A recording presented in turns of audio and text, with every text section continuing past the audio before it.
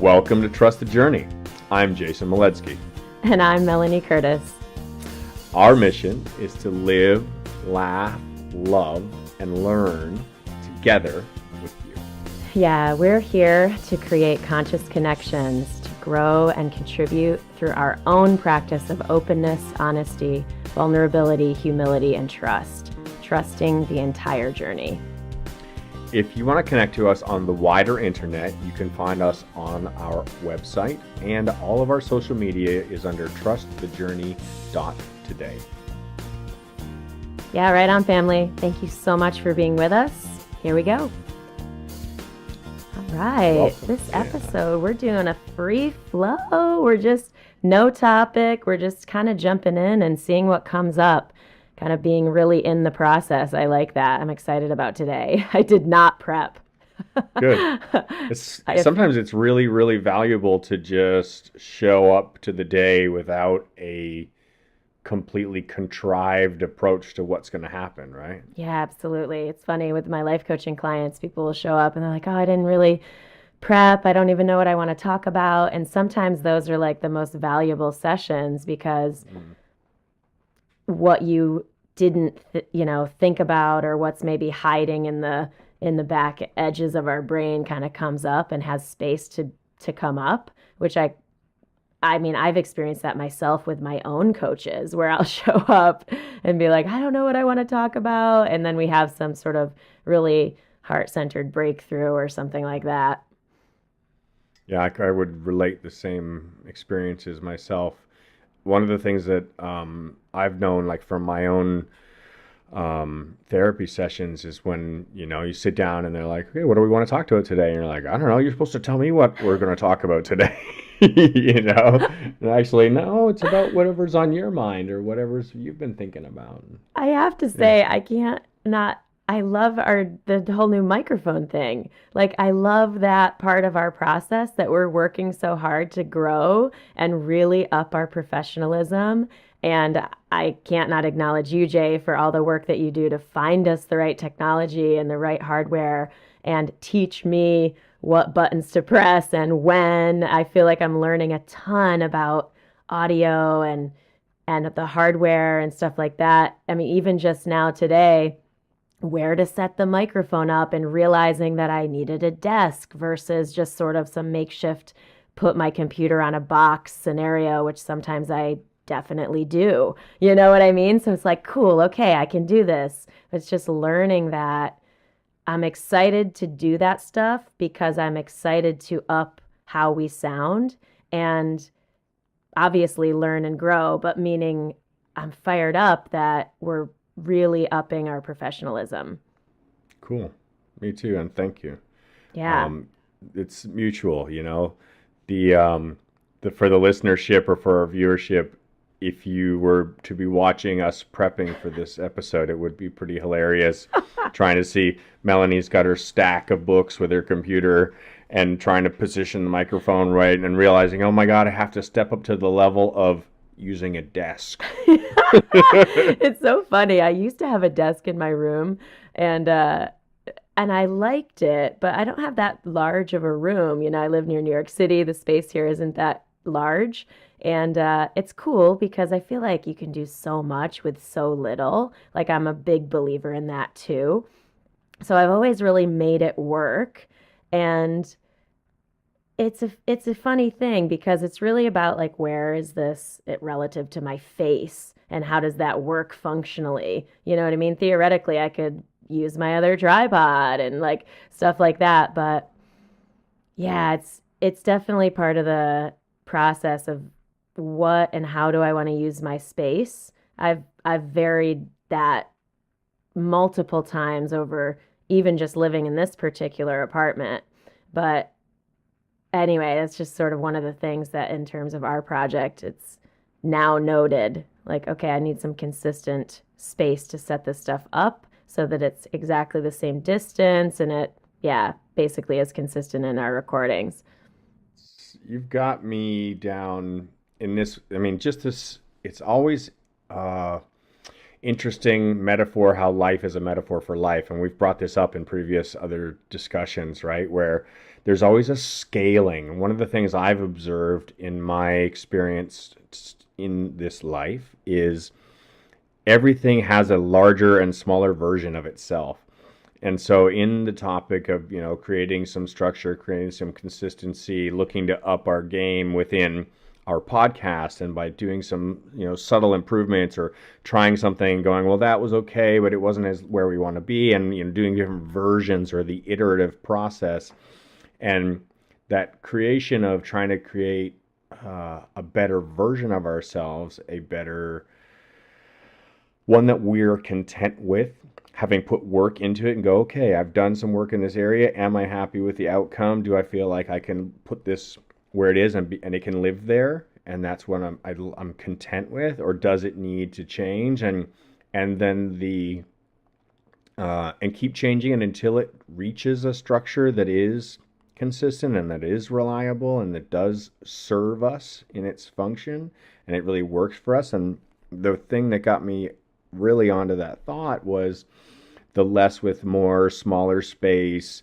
putting yourself in a place where you're really just optimizing what it is that you choose to have around you and why you choose to have it around you, and not just having anything or filling a space for whatever reason with stuff. And whether it's the physical space in the room that you live in or work in or occupy for whatever, or whether it's your emotional space, or whether it's your creative space, or whichever part of our being it is that we're diving into. And I guess we're both relating currently to a physical space thing, and I've been doing that myself. I've been moving things out of my physical space that are currently static or stuck energies, things that have been parked for a very long time. And I picked something up yesterday. I look at it, it's in the package, it's brand new, right? I ordered it because I needed it at the time, and ordered a few because I used them regularly. But now I don't even have the machine that filter went to. It's gone. And I have more of these filters left over, and I don't want to throw them away because they're brand new. But I don't even have the unit for the filters. And I'm like, Jay, just throw these away. Clear the static space, and I do know. It's so funny. I definitely know. I used to get super wrapped around the axle. I've been sort of like on this quest for stability and a sense of home. And I know we've talked about traveling and how I walk up to the Delta counter this year and I have no status with the airlines, and I'm like, yes, I've achieved my life goal of traveling less. The irony, of course, that I'm traveling so much more again this year, which is great because it's all about positive opportunity that I'm excited and happy to take.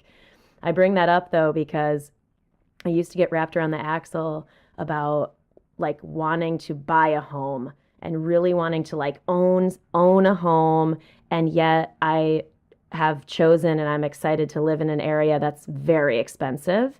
You know what I mean? Being near New York City, and the town that I live in, even here in New Jersey, is pretty nice, and it's really, gosh, upwards of $1 million to buy a home here. So it's a significant situation. It's one you would need to be mindful of when you're purchasing here, and obviously have the income and means to back that up. But I bring that up because I used to get like, oh, I want to buy a home, because I was connected to that idea as that's going to help give me more stability, more sense of stability. And I've since moved past that in the sense where I'm now so much more sourcing stability inside myself, right? Like that's has been a huge part of my own growth process, but really also embracing my current reality. And I mean, whatever it is, but like really in the storyline of a home and where we live, I've embraced this smaller living, going, okay, cool. What's awesome about this is that I accumulate fewer things.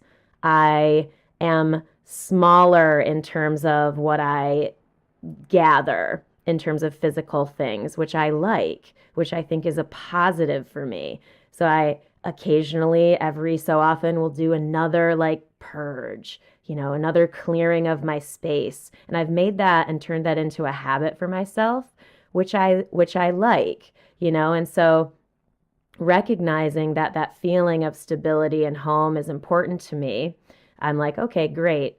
How do I create it in my current life? Like I'm out more in my community here. I'm meeting more people. It's excellent. You know what I mean? And when I come home, I'm really grateful that I'm like, yes, I was on the road taking these positive opportunities, and now I'm back and I feel good to be here too. It's just that whole mindset shift around recognizing when something is sort of stuck in your craw almost, and be like, it's not a huge problem, but it's like, why do I keep thinking about that? What and where can I alter my mindset around that such that I feel better about just and really and truly positively connected to what is currently reality. It's really important to be able to recognize that for ourselves. And I can think back to times in my life where I've had very, very, very little. And I think that some people may be able to identify with that, others maybe not so much. And I'm talking about like all my belongings will fit in my car kind of little, you know. Have a bag of clothes, have a couple skydiving rigs, got some camera equipment, and that's it, like really down to the bare bones. And in those times when I've moved through my life at a very low volume rate, it empowered me to be more self-reliant, self-fulfilling, self-dependable. And I couldn't lean on my piles of stuff around me to kind of hold up my idea of who I am. And at the same time, it freed me up to be able to choose any direction and feel like I can go anywhere. I can do anything because I'm not surrounded by walls or definition. Um, Simultaneously, the need to utilize whatever space I had available in order to provide myself some structure, some stability, some strength, something reliable was very, very, very important. So I could think about when, I rent a room and I know I'd only be there for a few months. Maybe it was going to be like 4 or 5 months I was going to be there, and I would paint it. You Nice. know, I'm like, oh, I'm going to be here 4 or 5 months. And I'm like, well, I need sanctum for the time that I'm here. So like in the first week, I'm like, I'm going to paint the room. I'm going to hang some curtains. I'm going to do a couple things just to make it cozy for that very short time that I'm here. Where at other points in my life, I've been less attuned to that. And I've noticed the difference is when I don't take the time to create my space as something that will be my nest, that will support me, that I can rely on, then I've felt more disjointed. But if you overcreate it, if I make too much of it, then I become reliant upon that. So there's this delicate balance between um, too little effort put in place to ensure some kind of feeling of cozy comfort, a safe place to go, Yeah. or too much effort put in to create my mansion, my castle, Yeah. this like I know for idea. Yeah. yeah, yeah, for me it's like it's cool because reconciling the temporary nature of all things has been helpful to me in my own growth, because I have been one, because I've had a lot of movement, a lot of uh, quote unquote insecurity in life, like a lot of things happening. You know what I mean? Like, I don't know how to describe that. It could be any life change. You know what I mean? And obviously travel and movement, stuff like that. But it's it's been helpful to me, like to really rest and accept in that temporary nature of things while being in the process of building the things that I want. You know what I mean? Again, it's like if we talk about the delicate balance, I feel like that's a mindset, like brain balance for me. Whereas if I want something and then I get white knuckled to it, where I don't want this to ever change, or I want this to go on forever, or you know what I mean? Or like, I want to live here. This is my home forever. Like those types of ideas where it's like you want that core certainty, like we talk about the core human needs of humans needing certainty and safety and humans needing insecurity and novelty and excitement, like both needing both. If we have too much insecurity, excitement, like novelty, where life is really sort of devoid of a sense of certainty and stability, then we're unsettled usually. And that's what I experienced for a number of years in my own life, which is why I was so called to creating stability and certainty. And so I just was mindfully watching my own creation of that. And it's funny, I was even talking to my roommate, Sarah, about Matil, my cat, and how I was just, talking about Matil. She has a couple of dogs. She's an animal lover as well.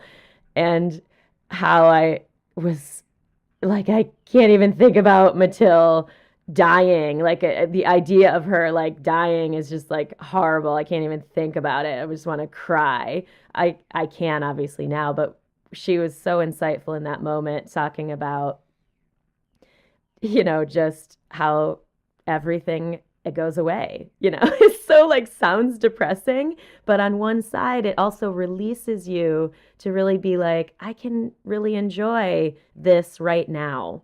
This right now is temporary too. Does that make sense? Absolutely. Yeah. I, as many people know, some probably don't, was born in Canada. So my home was in Toronto, Ontario.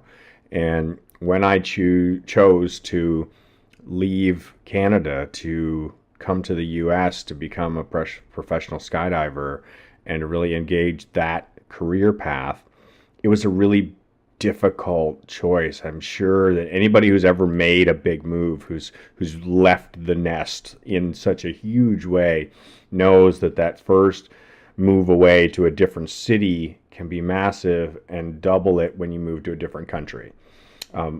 Fortunately, the language is the same, so there's not a new language to learn. But I can't even imagine all the people that I know who've moved to a place where they've had to learn a new language when they make that change for themselves. What I wanted to reflect on in this piece was when I went back to Canada years later, and I'm talking decades later, I've gone back and gone to my old neighborhood where I grew up, and I drive down the street and I look at the house that I grew up in, and it's not my family home anymore. It's gone. And that recognition of impermanence, of everything constantly changing, was a huge, huge realization to drive down that road, come around a corner, and have all this like huge backlog of childhood memories that are connected to that area, and I could barely tell which house it was. Yeah. I look at all my neighbor houses, which I remember clear as day. I'm sure everybody does. You think to your childhood and you're like, okay, this is my right hand next door neighbor, this is 2 doors over, this is 3 doors over, this is where Johnny lived, this is where Susie lived, this is where Paul lived around the corner. And you get there and I'm driving down the road and I'm like, I didn't even look at I don't know, is that the house? Is that the one? And I couldn't really even figure it out. Yeah. And it just knocked me over how impermanent everything is and how much it all changes. Yeah. And that supported me when I'm in periods of challenge. When I am in a period of challenge, that thought really supports me. Like this too shall pass almost. You know what I mean? I imagine myself on the world tour. So I don't know if people know this about me, but I took a 5-month world tour, sort of in a really challenging personal breakdown period of my own life. And it was this big project that I wanted to challenge the model of mobile entrepreneurship and at the same time really just use the freedom that I had created in my lifestyle by the design, like how I designed my business to be mobile. It was an opportunity for me. I turned it into an opportunity for myself to use that freedom in a way that I really had never expected I would. And it was this total giant quest, like I lived out of a backpack for 5 months. I traveled with one of my good friends for most of it, which was great. Had some time by myself and met some beautiful friends along the way. Went to so many amazing places and was really healing myself at the same time too. And so it was very challenging emotionally, even though it was this beautiful experience. So there was a deep part of me during that time in the world tour that really knew that it was for me.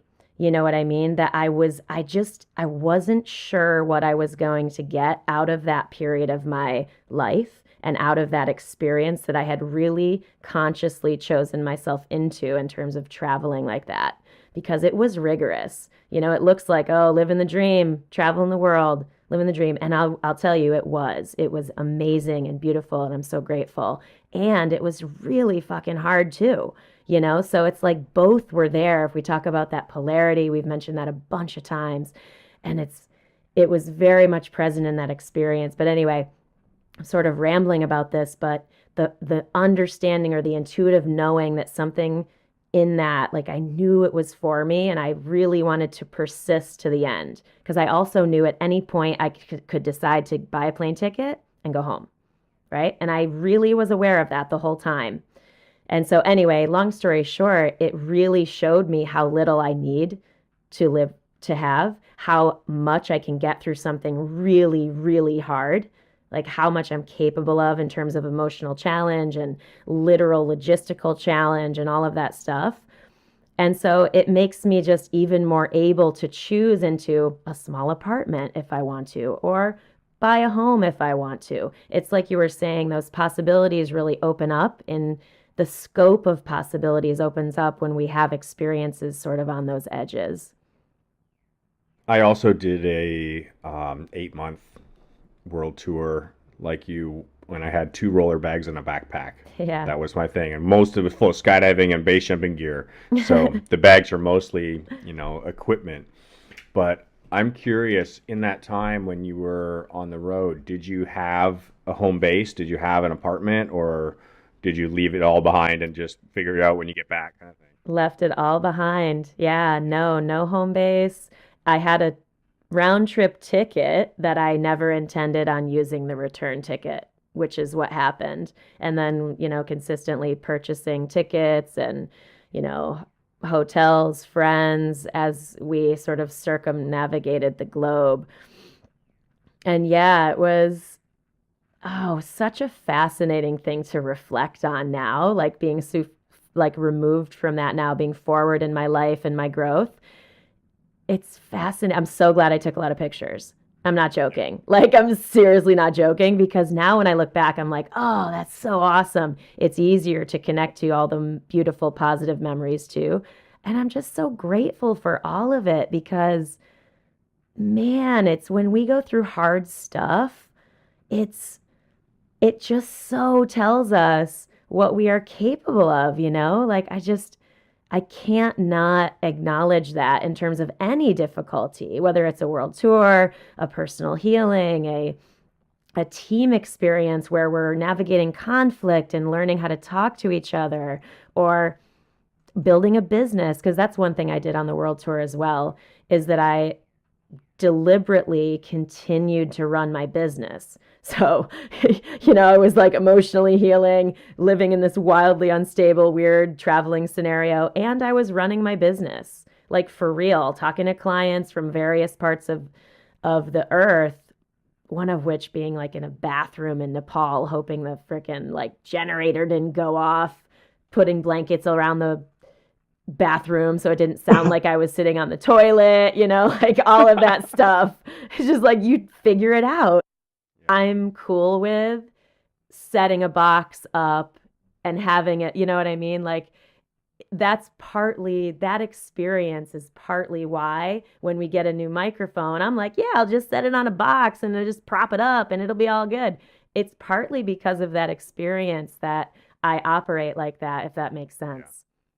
It Yeah. totally does. I know this, we've had very similar experiences through life. It's just like, yeah, I'll figure it out when I get there. It's not going to be that hard. I've had to deal with Right. worse, you know. And I've watched so many of my friends. I mean, one of the beautiful things about the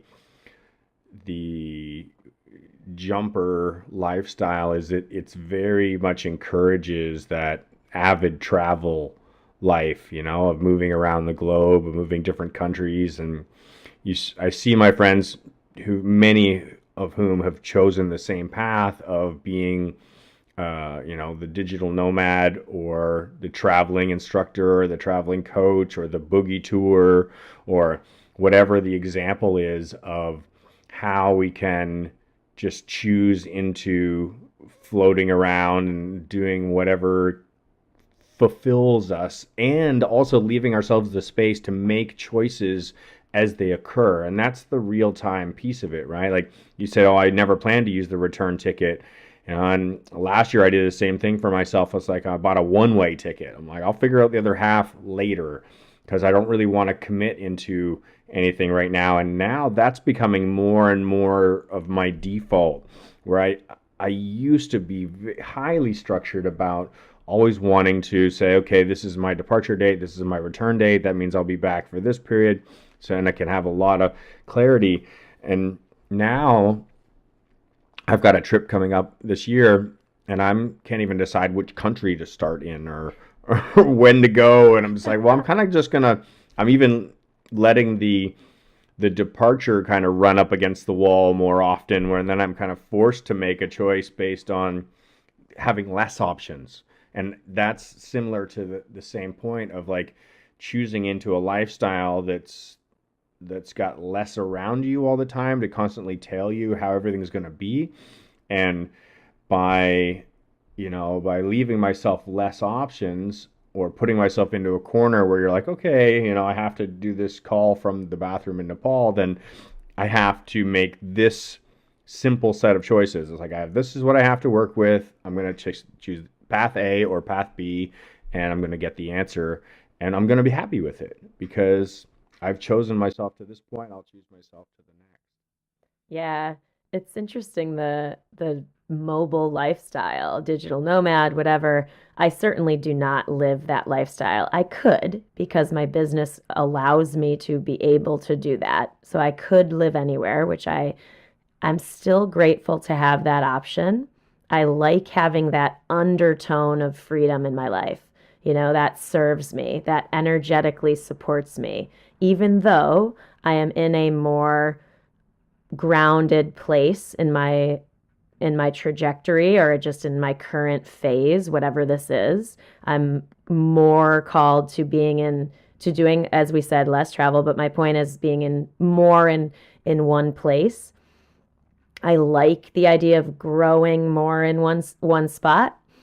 Um, but yeah, I think it's interesting because it just depends, I think, on what a person wants for themselves in their life. Like 10 years ago or whatever, it would have been a different answer. You know what I mean? Like, I've grown as a person in such a way that this is now what I'm excited about because I have had so many experiences that have been mobile. I've had lots of experiences that have been buy a plane ticket, go, be free, do calls from the road, yada, yada. And that's been awesome. I wouldn't trade it for a second. And there's a part of me that's like, I did that a lot. I'm cool to do something different and see what I experience doing that. So it's for me a lot about having a new experience. It's funny. I used to reflect and be like, dang, because I would always get all these. This is such a good problem, by the way, good quote unquote problem, is I get all these opportunities and invitations to cool things. And I'm so, again, so grateful. And I had to begin saying no to things such that I could have a different life experience. You know what I mean? I literally even considered getting a fucking job so that I would not continue to do what I used to do. Like I was like, Curtis, reel it in, girl. Like bring it in. If you say you want to do less of this and yet you're still doing XYZ old lifestyle. You know what I mean? Because it's again, good problem. But I had to acknowledge to myself, you need to start deciding differently if you want a different life experience. You know what I mean? So now I evaluate opportunities very mindfully to see if it really fits into the life experience that I currently want. Does that make sense? Absolutely. I'm on the same page. I've had the same very similar type experience. Lately, I've been choosing into just saying no to almost everything and really going more into the internal and being like, what would I do if I didn't have all these other things filling my time all the time? Where would I spend my time? And really kind of cleaning the palette. You know, it's like being an artist and always having the same set of 7 colors on your palette and going, yeah, this is what I work with all the time. Which one do I want today? Red, blue, green, whatever.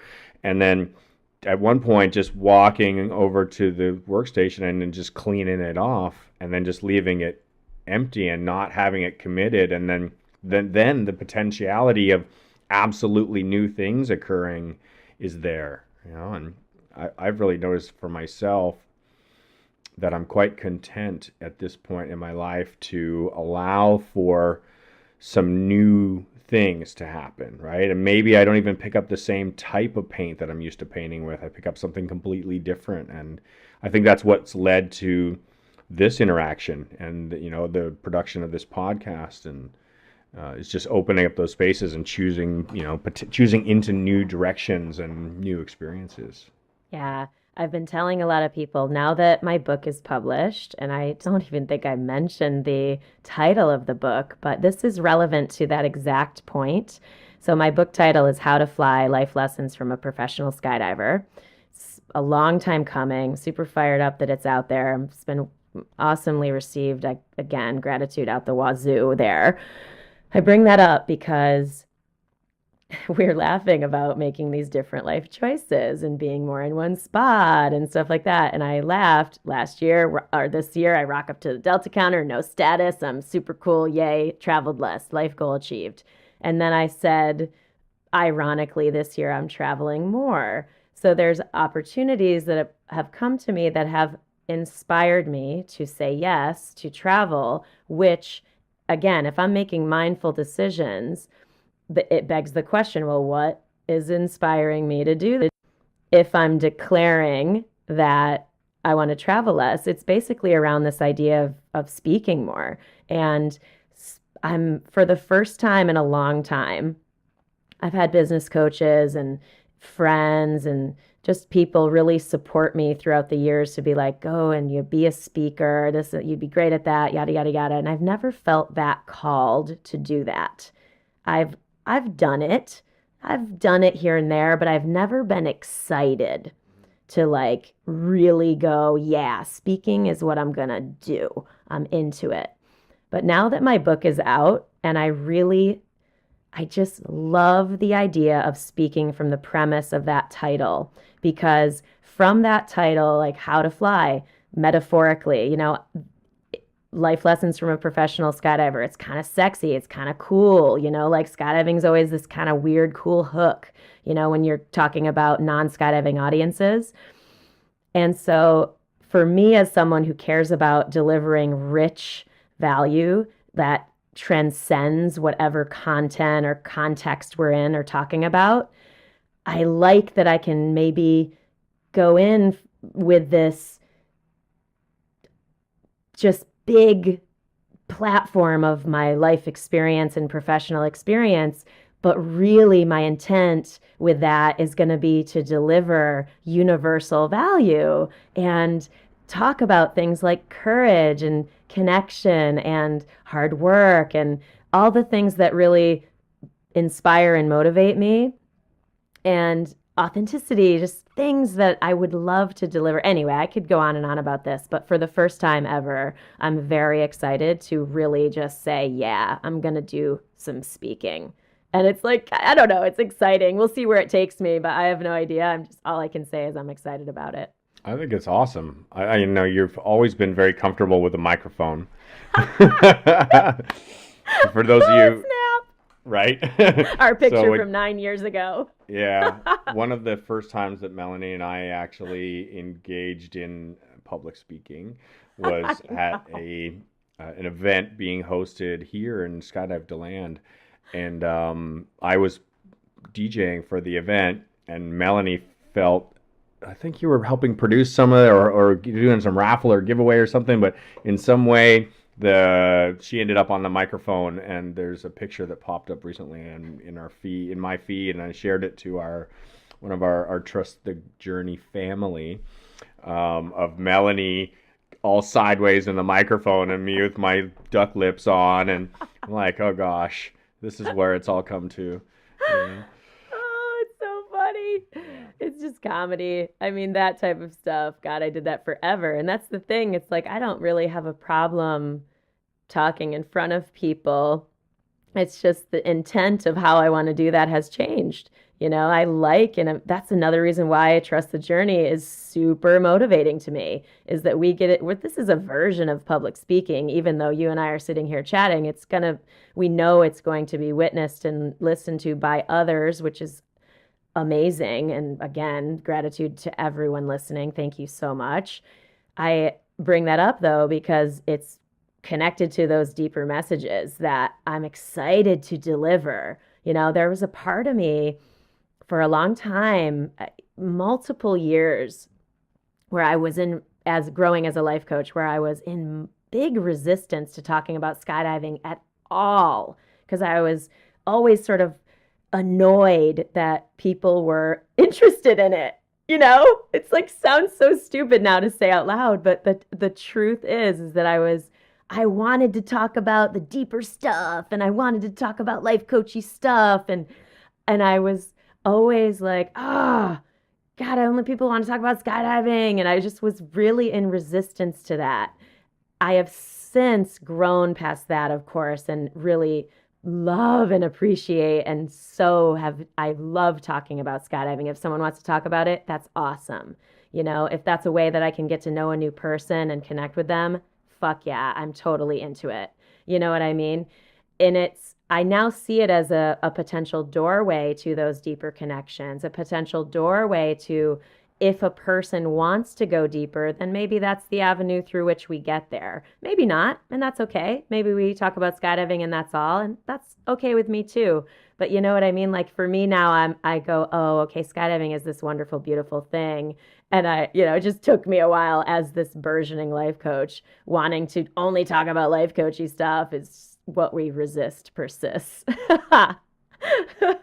We've had the same struggles with that. I was identified as canopy piloting guy forever, right? Mr. Swooper. And it's something that I've been like, there's a lot more to me than just, the guy who flies parachutes. But, that's the moniker, that's the title. And the skydiving one, it's so noticeable. I mean, it's kind of it's a get out of jail free card in a lot of scenarios. I had a couple friends over last week, and one of them set off the alarm on the house, pushed the wrong code and didn't hit the stop button, and then all of a sudden the alarm's going off, and then the police are pulling in the driveway, and the police is walking up, and he's being all Mr. Police, right? Like he's doing what he has to do. It's Officer Jones, and he's got his hand tight by his side, and who are you, and show me your ID, and who's the owner of the house, and all this stuff. And as soon as he got to the point where he was okay, that he'd seen enough IDs, he's still guarded, like he's still on edge. But when he's like, what are you guys here for? Are you here for Bike Week? Are you here for the NASCAR race? Or what's going on? And we said skydiving, and then 2 seconds later, the whole persona has dropped. And he's no longer Officer Jones. He's, Bill Jones, whatever his name is. And he's going, oh man, I don't know if I would ever do that. And just engaging in conversation. And this interaction of like authority, civilian kind of thing is gone. And person to person is there. And I think that is the power of extreme sports or fear facing, anything where we're overcoming ourselves. And we feel that empathy towards others who also have these challenges to overcome ourselves and our predetermined or self-created or society-based perceptions of how things should or shouldn't be. And for you and I, and for our skydiver audience, and we know that that has this incredible power to bring people together and to allow us all to be human for a second, where we go, whoa, whoa, whoa, whoa, this is a serious threat to my humanity, to my life, to my preconceived idea of existence. And it just happens to be skydiving in this example, but it can be absolutely anything. It can be serving in the military, it can be being in our law enforcement or in our education community. It can be in any level of our society where we find that kind of common ground. And I think you definitely see it with the military, you see it with firemen, police officers, and medical workers, these places where people step up to manage areas that are very much fearful for all of us. We all hold a common connection to something that's just utterly life changing in the bigger picture. There's something about that circumstance that puts us all into our human place, and we're all able to be connected again. And that's the piece, right? Like, that's the connection piece that I know you and I both have. That I want to overshare so I can be more connected kind of reach. Yeah, You're like, I was like, I'm so glad I overcame that one. Thumbs down. Yeah. Yeah. Yeah. We're looking for that. That's what it's about, right? Like, to bring back around to Officer Jones, as soon as he dropped that persona and we were people to people, I was talking to another human. And that's what we all want. We want to engage, be able to look at whoever it is that we're talking to and have it feel as though we both recognize and are able to connect on this level. And I've often felt that struggle with law enforcement, that I've been pulled over and they're like, okay, am I talking to a human here, or am I being talked to by a robot? Because I'd really like to just talk to you as a man, and you could talk to me as a man, and I'll respect you because of that.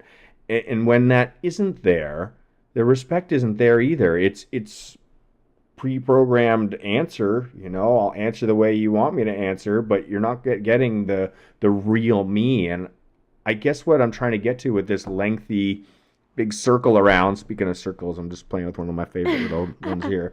Perfect. This, bringing it back around to the main point, is that whatever way we can find connection to each other, that we have some opportunity afforded to us by our life experience, whether it's skydiving or whether it's being an author or whether it's being a public speaker or a podcast host or whatever it is that we do, if we're able to create that connection, that deeper connection to other people, then we don't need the structure of things around us. We don't need this like architecture of like, oh, I'll have all my stuff that'll make me feel as though impermanence it doesn't exist, and I'll falsify my life to use, when I say it's false structure, but really permanence is experience. We have an experience, it's permanent. We had that experience, it occurred, it never unoccurs, right? That's the only permanent thing, is what we've experienced and what we are experiencing. So. I love that you're circling back to, connection, obviously, but when I think of skydiving and the idea of any topic in conversation that connects, and because skydiving is obviously does this, so I'm like, why does it do that? What's the thing about that? And there is a certain shock value to skydiving. It's a topic that there's an opinion there, it's on the edge. So it's not a typically universally held thought. Therefore, in that, there is a bit of shock value. I choose to jump out of an airplane. There's not a whole lot of people in the world that do that. Yeah, there's a lot, but you know what I mean. Not comparatively to the number of humans on the planet, it's a small number. So theoretically, there's shock value in that because it's atypical. Now, I bring this up because I'm a person who fucking respects people who are real. And I really contest that when people are really real, they show that like the true self, like our true selves are fucking weird and unusual. Like I posted this thing about Lydia from Beetlejuice. There's a line in Beetlejuice where she's like, people ignore the strange and unusual. I myself am strange and unusual. And I think there's a bit of shock value inherent in every person. You know what I mean? Like in every person. And there's a bit of like the courage in obviously being actually real, the courage to let down your defenses. You know what I mean? It might not be it might not feel courageous every time. So I'm not trying to overly courage it up. I'm trying to point to, like I'm trying to point to that there's this like theoretically all of us, if we're being real, we're on the edge because nobody else is like us. Nobody else is us. Nobody else likes what we like. Nobody else. So that if I talk about shock value, and a lot of people also really hold themselves back, really, and that's understandably so, to avoid conflict or to avoid rejection or to avoid whatever. And so there is this edge to being real, there that I'm like, yes, I'm enlivened by that it connects. So even though it might seem like it's not an edgy thing, I really contest it is. And that's partly what I see when people bring up topics or are strongly held opinions, is that there's this edge to it. There's this shock value to it for whatever reason there is. And that sort of incites engagement a lot of times, not always, but a lot of times it does. And as a result, it connects, whether it's in dissonance or whether it's in recognition or whatever. But there is reality in that, which is always, I feel like, enlivening. Does that make sense? Absolutely. The underlying piece of that has always rung true to me is in the preface of always asking why, rather than just accepting whatever is put as this is how it is. I very much live in the culture of asking myself why and always being interested to or curious and saying, well, yeah, I know that that's how it's been done, but and I'm happy to, if I'd love to be educated as to why something works well. Um, if somebody knows or if there's a common answer as to like this is the default answer to something, but at the same time I've never really liked accepting that there's a default answer to anything, because I don't feel like the default answer to anything. Why would I expect that just because somebody else has accepted an answer for something means that I should accept that answer? But that's good. It's also has its weird dichotomy of going, well, is the earth flat or is the earth round? Like, so this is the one that's been tossed into the common, it's in the conversation of, the Western world today, is people are actually questioning whether or not the earth is flat or the earth is round. And Right.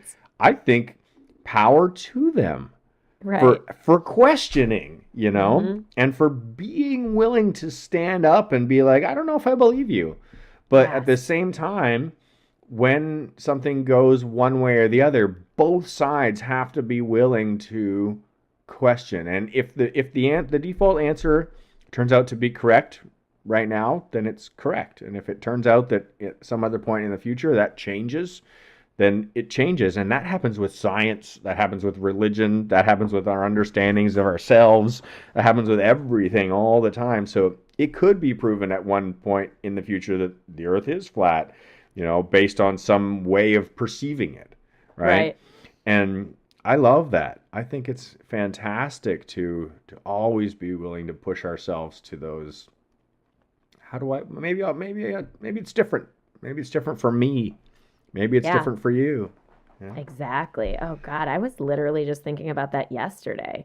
This idea of questioning, of not accepting everything automatically, because the questioning doesn't mean you're rejecting things. It just means you're maybe confirming something, or you're earning confidence because you've learned a bit more because you've questioned it. It's this in terms of how we direct ourselves and our actions, the values that we hold dear, the things that we've always done. You know, it might have worked for me as a 25-year-old, but it's not working for me as a 41-year-old. So it's like if I don't question my reasons to act, then theoretically I could spend my life not as happy as I could be because I'm simply less aware because I've held on to certain whatever blind spot ideas for too long. So yeah, I'm 100% with that, big time. One of the uh, there's this curious thing that we have called tradition, and I'm a huge fan of this thing that we have that's called culture. I love the idea of culture, and I'm not a fan of what's called tradition. To me, that culture is very important to protect and to nourish and to teach and to carry forward and to like take the old ways of doing things and continue teaching them to our younger people and continue practicing them. And there's so much rich, valuable culture that we can continue to share moving forward and experience together that's so flavorful and colorful and smells wonderful, and it keeps us bonded together, and it's enjoyable, and culture is just fantastic. And to me, tradition is something that we do without asking why we do it. We just do it because our family or our culture or our upbringing, our people have always done that.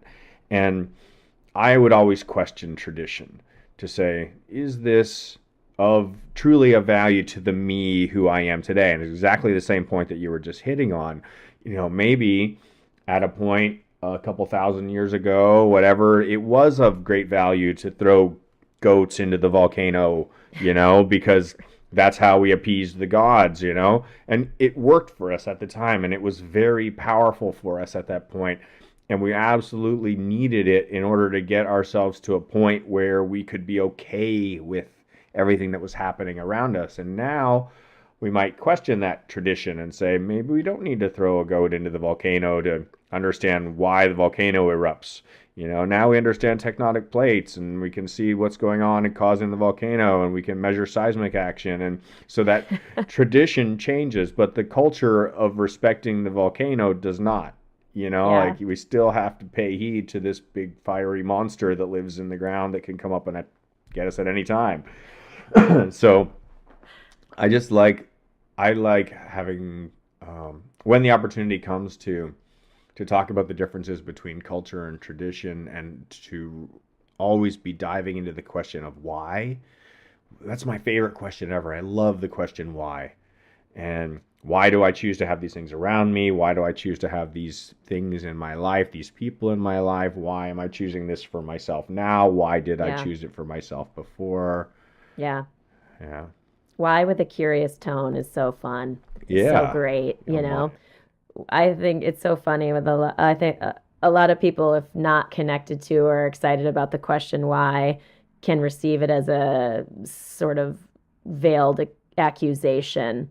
If we talk about basic communication stuff, like so a lot, I've heard that a lot, I've seen that a lot, where actually expressing the genuineness of the curiosity connected to the why, if we're talking to another person, that can really open up such fascinating dialogue and like under a deeper understanding of a person.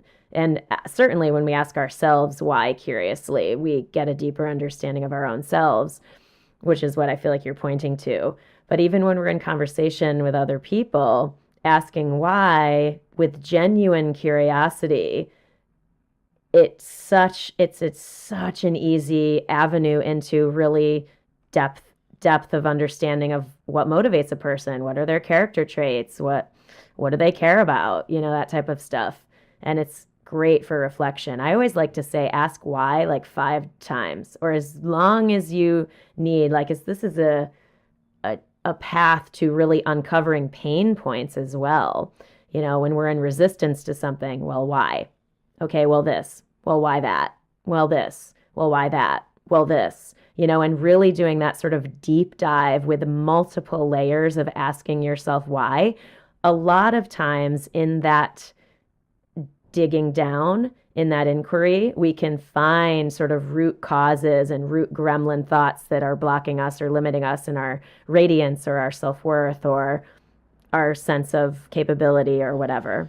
So you asked the question, why would you want to jump out of a plane? And the answer is because you might find out that you can fly. Yeah. Mike dropped on my keynote. Boom. Thank you. Thank you, Jay Maletsky. Boom. Yes. Well, on that note, we have thought we would introduce a different little section of our podcast of sharing quickly at the end of our show are currently experimenting with, what we're trying on for size, what we're giving a shot in our own lives. Just something to share and just to more include you guys, those listening, in our own growth path, just to be even more sharing about what we're giving a shot, whether we keep it, whether we don't, remains to be seen, but we wanted to start sharing a little bit more of that stuff. Any ideas for yours this week, my dear? I have a few things that are very, very active practices in my life right now. One of them is a choice that I made,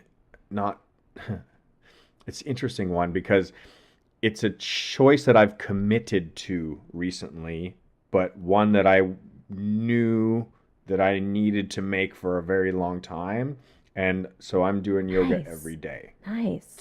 And my goal is every single day, including some classes that are very active, some that are very meditative, and some that are in between. So yeah, my current program of mental and physical body connecting together is based in a daily practice at this point. So that's awesome. That's really awesome. Mine's similar in the sense that it's something that I had a should around. I should be doing this. And for me, I've always been mildly resistant to meditating. In the classic sort of I feel like there's a lot of preconceived meaning on top of that. But my best friend Shannon, she gave me a sun meditation. I've sort of changed it for myself, but basically I'm doing this consistent. I have it in my task list because that works for me, to have something recurring in my task list to remind me to do this because I want to experiment with this. So basically when I meditate, I breathe in as if I'm breathing in from the sun, the energy of the sun. I really think about it and I am with it, which sounds kind of weird, and I'm breathing in its light and energy into my body and meditating, thinking through that visual process. So I've been doing it for a little while, not too long, maybe a few months, and not every day, but pretty consistently, far more consistently than I ever have. And I'm unsure. So it's definitely still in the phase of something I'm experimenting with and seeing how it affects me. But I'm pretty excited about it because meditation in general has been something I've resisted. So yeah. Very cool. Very cool. It's pretty widely renowned as being a positive practice in some form to anybody who dedicates to that. Yeah, right on. Well, guys, thank you guys so much, as always. I mean, seriously, thank you so much for being a part of our family, the Trust the Journey family. And I want to say special thank you because this is a special episode that we have new microphones. And so the reason why we have new microphones is because we've part of one of our goal lists from our review last year was to up our level of professionalism based on the feedback that we've gotten from our family and from our listeners. And what's given us the ability to be able to upgrade our microphones is our Patreon community who has chosen to support us. And we've got a growth goal to continue nurturing this community. So if you would like to support the Trust the Journey project, you can become a member of the Trust the Journey family by clicking on the link underneath the YouTube video, or by going to patreon.com and searching trustthejourney.today. Or you could go to our website, trustthejourney.today, and you can scroll down to the bottom of the page, and you'll see a bright orange button that says Become a Patreon.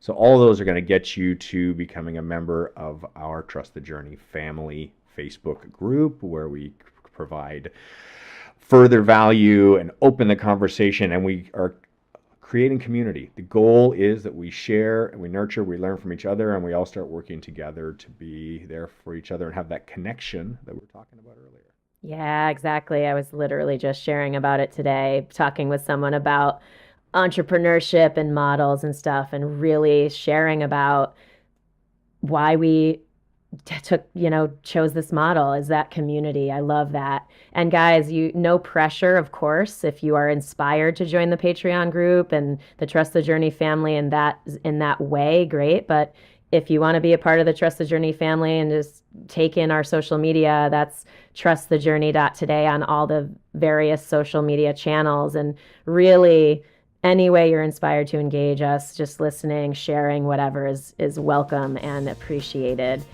And that's the deal. Thank you so much, as always, for being with us. We love you. And yeah, we love you. And remember, keep laughing, keep loving, and keep trusting the journey.